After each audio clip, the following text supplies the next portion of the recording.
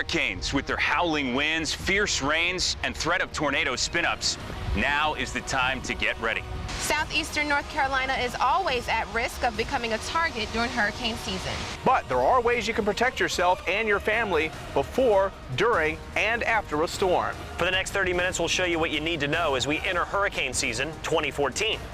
Hello, we're the WECT First Alert Weather Team, trained and ready to prepare you for the worst. From what this hurricane season potentially has in store, to how to protect your home and your family, to look back at major hurricanes that we've had in the past, we're ready to get you through anything that Mother Nature can bring. First, we begin with the hurricane forecast. Most seasonal forecasts that have come out so far on the surface possess good news for the folks living in the Atlantic hurricane basin. However, a slower hurricane season doesn't mean it's time to let your guard down. 2013 defied most predictions and turned out to be a below normal hurricane season in the tropical Atlantic, especially in terms of the number of hurricanes. Right now, preliminary indications are that 2014 will also feature below normal tropical activity in the Atlantic. However, weather and emergency management experts warn, don't let your guard down. It only takes one hit from a storm to make it a bad hurricane season in southeast North Carolina.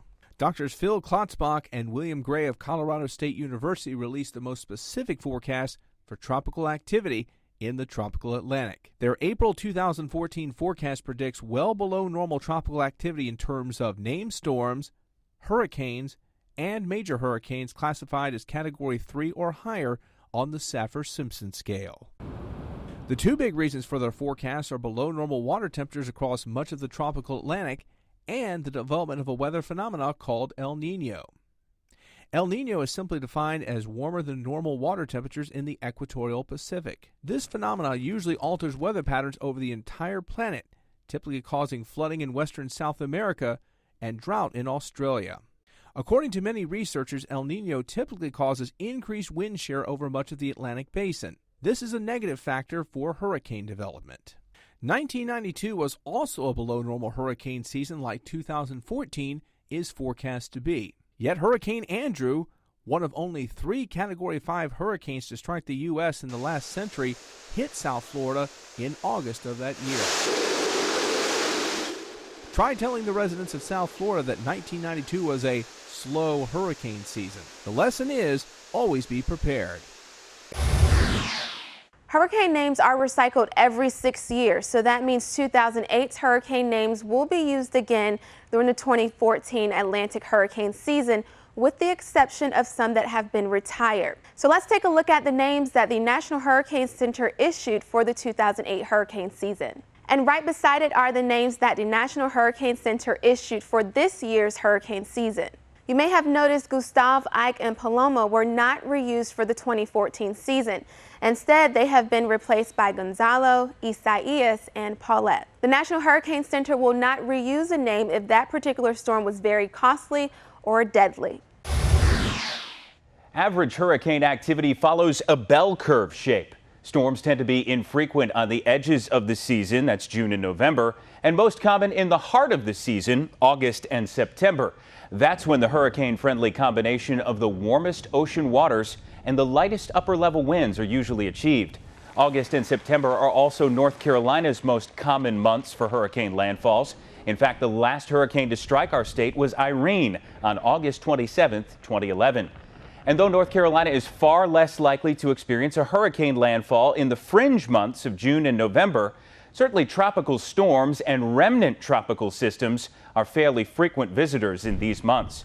Tropical storm Andrea tracked through the coastal Carolinas on June 6th and 7th, 2013. That's a very recent case in point. And from November 10th through 13th of 2009, the remnants of Hurricane Ida lashed the North Carolina coast with powerful nor'easter-style conditions. These systems certainly serve as a good reminder of the need to stay vigilant and prepared through the entire hurricane season. WECT was still in its infancy when we gathered these images of Hurricane Hazel, a storm system that we're still learning lessons from today. When it comes to hurricanes in southeastern North Carolina, there is one storm that every other storm is compared to, Hurricane Hazel. The record-breaking system hit early in the morning on October 15, 1954, during peak lunar high tide, with one of the largest storm surges ever recorded. All but 12 lonely houses were wiped off the map in Holden Beach as an 18-foot storm surge swallowed most of southern Brunswick County. WECT was a brand new station at the time. Our black and white film cameras recorded the morning of and the afternoon after the system ripped through the region as it killed 19 people and wiped out about 15,000 homes. Most meteorologists agree it's not a matter of if, but when the next Hurricane Hazel hits our area. The real question is, how will you be ready? One of the tools WECT has at its disposal to protect you today, early warning. Our intuitive forecast modeling takes into account not only the surge, but the tides and other local factors, and we're much better prepared to know the particular threat that's heading our way with each individual storm. That puts the ball in your court. If a watch or warning is issued in association with a system like Hazel, it will be imperative for the tens of thousands of people in the floodplain to act quickly and evacuate. Just ahead, preparing your home when you have to ride out a storm, including some special things to consider if you live in a mobile home. We'll break it all down next. Plus, we're looking back at Hurricane Hugo. We'll explain what made that storm in 1989 so significant. Time to test your hurricane knowledge with this question. If a major hurricane is centered on Beach B and is moving north according to the white arrow, where would you expect the strongest winds to be at this very moment? Beach A, Beach B, or Beach C? The answer when we come back.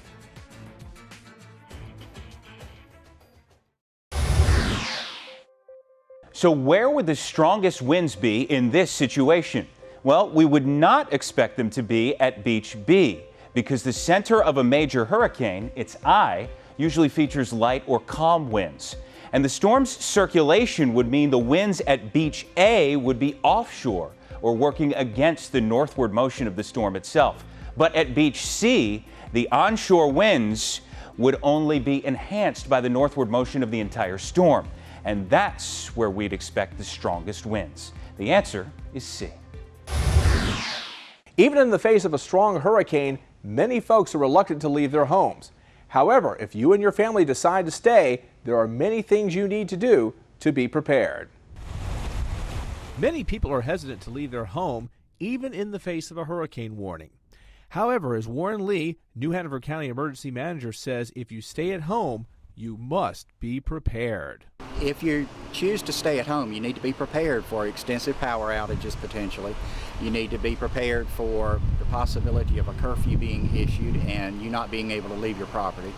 Having a hurricane survival kit is a must. Obviously, if it's a situation where you're not going to have electricity for a while, you're going to need an adequate supply of shelf-ready foods. You know, some things that are not going to be perishable if you don't have electricity. Bottled water, make sure you have enough water for all the family members for a given number of days.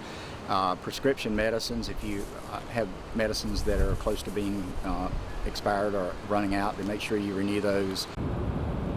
If you and your family get into trouble in the middle of a storm, don't expect help right away. Unfortunately, we've had this situation in the past where we've ordered mandatory evacuation and some of the folks along the beach chose to stay. Situations that can rapidly develop. If you get an extensive storm surge and suddenly you find that your home is in danger of flooding, there's going to be a point at which the emergency responders can't get to you. Mobile homes pose a special danger. Lee has this advice. Mobile homes are certainly not built to withstand the same environmental factors that a stick-built home is. So certainly be prepared to evacuate if you live in a mobile home. Finally, don't forget about your four-legged friends. Storms don't always behave like they should, and no storm better defines why we need to stay on our toes no matter what the forecast than Hurricane Hugo. From the moment Hurricane Hugo moved past Puerto Rico, many forecasters placed Wilmington in the center of the storm's forecasted track as it plugged its way north in late September 1989. However, the storm's slow forward progress not only made it a forecaster's nightmare, but it also allowed the system to wreak havoc on the islands, killing 34 as it wandered north. Once over the open Atlantic, that slow movement gave Hugo time to grow. For a time, even to Category 5 strength before settling in as a Category 4 storm, whipping strong winds as it closed in on the Carolina coast. Problem is, Hurricane Hugo definitely didn't behave as expected. In its final day before landfall, Hugo started veering west of the forecast track, shocking many on the South Carolina coastline as it plowed into the coast with strong winds and heavy rain. So I've been through storms, but not like this one. Those winds continue to torture the coast, but as the storm moved north into North Carolina, Hugo, so well organized, kept its hurricane designation all the way to Charlotte. Those strong winds inland actually caused the National Weather Service to change the way it issues inland warnings, as the lack of emphasis of public advisories away from the coast left many of those who fled the beaches still under those hurricane-force winds. Coastal residents drove 100 miles inland to this motel in Florence, South Carolina, seeking shelter from Hugo, but they didn't find it. Improvements in wind modeling significantly improved the resolution of inland and coastal wind impacts, another way WECT makes you more prepared for an approaching system. Coming up, if a hurricane headed our way is just too big to ride out, it's time to evacuate. What you need to know before you leave town. And we're remembering the most recent devastating hurricane to hit our area, Floyd. Why it's still such a huge entry in our history books, next. All right, it's time to test your hurricane knowledge once again. Since the vast majority of hurricanes make direct landfall in North Carolina in the heart of hurricane season, that's July 15th through October 15th, what's the only storm in modern history to break that mold? Is it Hurricane Hazel, Bertha, or Floyd? The answer when we come back.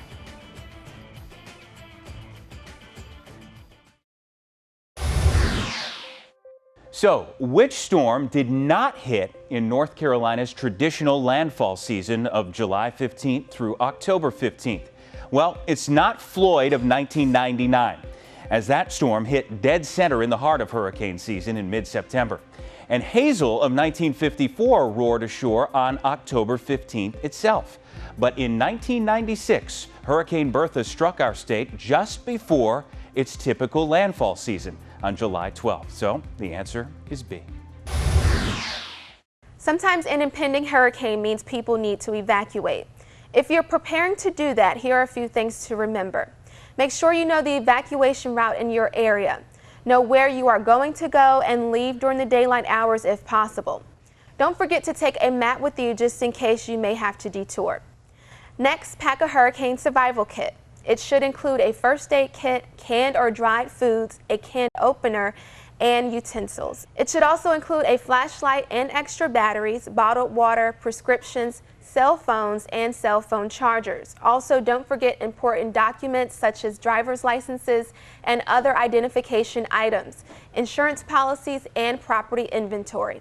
If you are heading to a shelter, remember to take a blanket or a sleeping bag, flashlights, special dietary foods, folding chairs, and laptops. Do not take pets unless allowed, alcoholic beverages, or weapons. That's all great advice, Aisha, but that the decision on whether or not to evacuate for an approaching hurricane, that can be a harrowing one. It'll often depend on the nature of the storm itself, how vulnerable your home is to wind and flooding, and if you live on a barrier island, whether local bridges and ferries will remain open or not. But if you do decide you need to evacuate, the greatest determination of where to travel should depend mostly on where the hurricane is coming from. Since the vast majority of hurricanes that impact the Carolinas come straight out of the south, like Fran of 1996 and Floyd of 1999, the best evacuation routes are usually westbound routes like I-40, US 74 and 76, and in the case of southwestern Brunswick County, US 17 South, and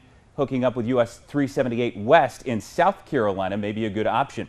Now, occasionally hurricanes approach more directly from the east, like Hugo of 1989 and Isabel of 2003. These types of hurricanes would command a more north or south mode of evacuation with routes like US 17, NC 87, and I-40 West and US 421 West, good options depending on the likely track of the storm. It has been nearly 15 years since Hurricane Floyd hit our area. 57 people died and 35 in North Carolina. It may not have been the most deadly storm to hit our region, but it brought the most rain, going down in history for the floods it left behind. It was one of the most powerful storms to ever strike southeastern North Carolina. Most remember for the deadly floods it left behind. We are talking about Hurricane Floyd. That was the one that we really were scared about. The storm made landfall in the middle of the night, hitting near Ballhead Island at 2:30 in the morning on September 16, 1999. Its winds neared 105 miles per hour, making it a Category 2 storm. But it was the rain that made the biggest impact. It was just so much rain. Floyd caused widespread and disastrous flooding across southeastern North Carolina. Houses that were flooded up to the windows. Call it a deadly combination. First, the ground was still soggy from Hurricane Dennis, which dumped several inches of heavy rain nearly 2 weeks before. So the ground was already saturated, and we saw a lot of trees just uprooted laying on their side. Then Floyd landed, colliding with the front that was moving through the area, churning up the skies and bringing even more rain down to the ground below. The most rain fell along the hurricane's track and just to the left of it. Right over there to the right, you see that, if you can see that spot, that's a Jeep Cherokee. 12 to 24 inches of rain fell across eastern North Carolina. Nobody ever expected this to be like this. Nobody. Here in Wilmington, 19.06 inches of rain soaked the ground. 15.06 inches fell in just 24 hours alone, breaking records. This mobile home over here where my uncle lives, there was only about this much of it sticking out beyond the water. He lost everything he's got. Southport got the most rain. That's where more than 2 feet were reported. The freezer was inside floating. The stuff inside the freezer had floated out and was all over the floor. We just opened windows and started just throwing. I mean, the whole house, everything on the inside is completely gone. Making an impact that those who lived through the storm will never forget. Don't worry about the house as long as you all are safe. That's the important thing. Just ahead, a look how a hurricane is born. We'll track the phases a storm must go through to get a name. And I'll take you through the free WECT weather app for your smartphone, showing you how to get up-to-the-minute weather information. That's next. All right, let's test your hurricane knowledge once again with this last question. What is the most amount of hurricanes to make landfall in North Carolina in the span of 1 year? Is it 3, 4, or 5?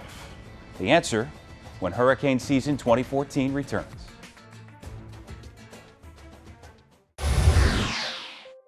So, what is the most amount of hurricanes known to make landfall in North Carolina in the span of 1 year? If you said B, 4 hurricanes, you are correct. Between October of 1954 and September of 1955, hurricanes Hazel, Connie, Diane, and Ione all made landfall in our state of North Carolina. As we wrap up our hurricane special, we want to take a look at the phases a storm must go through in order to be classified as a hurricane. This will help you understand the progression of a storm. All hurricanes start as tropical disturbances, which are areas of unsettled weather or thunderstorms in the tropics. The storms will begin to become a little bit more organized and spin. This is known as a tropical depression. A tropical depression has wind speeds up to 38 miles per hour. If the tropical depression strengthens and its wind speeds reach 39 miles per hour, it then becomes a tropical storm and it is named. Once the wind speeds reach 74 miles per hour, the storm is then considered a hurricane. Hurricane season is here, and one tool you're going to want to have in your arsenal is the WECT weather app. I've downloaded it right here for my iPad. There really are many great tools with this WECT weather app. First and foremost, of course, we've got this interactive radar. I can zoom the radar out. You can see what's going on across the region. Severe thunderstorm watches in effect here. And another nice feature about this is that you can zoom in to street level. So if you want to zoom into Wilmington, if you want to pick out a particular street, you can see that we actually have street level maps on this particular radar. You can see where the rain is falling just within the area. So again, a great tool. Another great tool, of course, is down here. This is the 10-day forecast. You can get a good head start on when there might be any kind of severe weather, be it tropical or severe thunderstorms. Another great tool is we have WECT weather webcasts available from the First Alert meteorologist. You can click on this video tab and you'll be able to watch the forecast again while the power's out. As long as you have your device charged, you can get access to the latest information from the First Alert Weather Department. And don't forget, the 2014 WECT Hurricane Survival Guides are now available at participating Harris Teeters. All the information you need to prepare for hurricane season right here in this guide. We hope you now feel ready to face this year's hurricane season. WECT will be with you every step of the way, no matter what the coming months may bring. On air, online, and on your phone, you can stay in contact with us every minute of every day. And we'll all stay informed together. Thanks for joining us, and have a safe hurricane season.